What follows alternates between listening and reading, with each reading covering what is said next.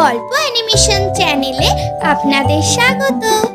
চন্দনপুর নামে এক গ্রামে বিল্টু আর তার দুই খুদে বন্ধু পুঁটি ও গুড্ডু সবসময় একসাথেই থাকতো। তারা একসাথে খেলাধুলা করত এবং একসাথে পাঠশালা যেত। তোরা আজ পাঠশালা যাবি না? আজ পণ্ডিত মশাই বলেছে কিন্তু গণিত করাবে, আর বলেছে যদি আমরা দেরি করে যাই তাহলে আমাদেরকে পাঠশালার বাইরে বার করে দেবে কান ধরে। আমি তো আজ এমনিতেই বকা খাবো পণ্ডিত মশাইয়ের কাছে, নামটা তো মুখস্থই হয়নি। কিন্তু আমার তো যেতেই ইচ্ছা করছে না আজ। তোর কেন যেতে ইচ্ছা করছে না? মা ঘরে গুড়ের পায়েস বানাচ্ছে, আমার তো পায়েসের গন্ধে বারবার খিদেই পেয়ে যাচ্ছে। আচ্ছা তোরা এবার চ, না হলে কিন্তু সত্যিই কানমোলা খাবো।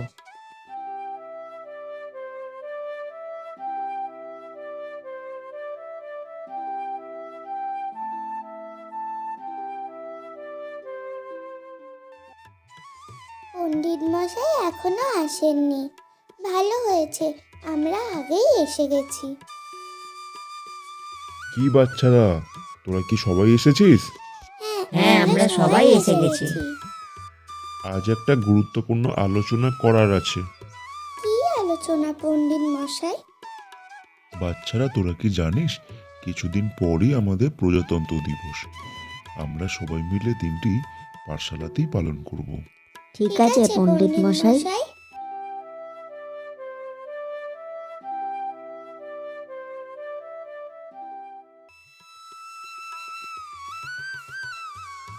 মা, আজ পণ্ডিত মশাই বলেছে কিছুদিন বাদে প্রজাতন্ত্র দিবস পালন হবে আমাদের পাঠশালাতে।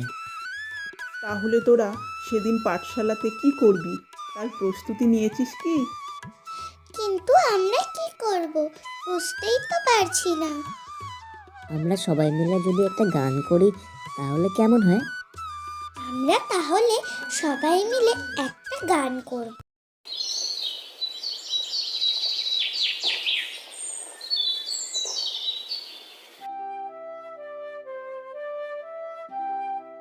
তাহলে বাচ্চারা, তোরা নিজেদের মধ্যে ঠিক করে নিয়েছিস তো যে কে কি করবি সেদিনকে?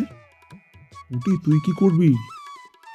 মাস্টার মশাই, আমি গুড্ডু বিল্টু তিনজন একটা গান করব, আর আমরা পতাকা আর বেলুন দিয়ে পুরো পাঠশালাটা সাজাবো। শুধু পাঠশালা কেন, আমাদের গ্রামের রাস্তাঘাটও পতাকা দিয়ে সাজাতে হবে, যাতে গ্রামের সমস্ত মানুষকে নিয়েই আমরা একসাথে প্রজাতন্ত্র দিবসের দিনটি উদযাপন করতে পারি। ঠিক আছে পণ্ডিত মশাই। নে, তোরা এখন সবাই ৮ ঘরের নাম তারা লিখতো। বাচ্চারা গ্রামের সমস্ত রাস্তাঘাট ও পাঠশালা সাজালো এবং প্রজাতন্ত্র দিবসের দিন সমস্ত গ্রামবাসী পাঠশালার সামনে জড়ো হলো। ভারতে সাধারণতন্ত্র দিবস বা প্রজাতন্ত্র দিবস পালিত হয় 1950 সালের 26শে জানুয়ারি তারিখে। ভারত শাসনের জন্য 1935 সালের ভারত সরকার আইনের পরিবর্তে ভারতীয় সংবিধান কার্যকরী হওয়ার ঘটনাকে স্মরণ করে। এটি ভারতের একটি জাতীয় দিবস, তাই আজকের দিনে আমাদের দেশে প্রজাতন্ত্র দিবস পালন করা হয়। জয় হিন্দ, বন্দে মাতরম।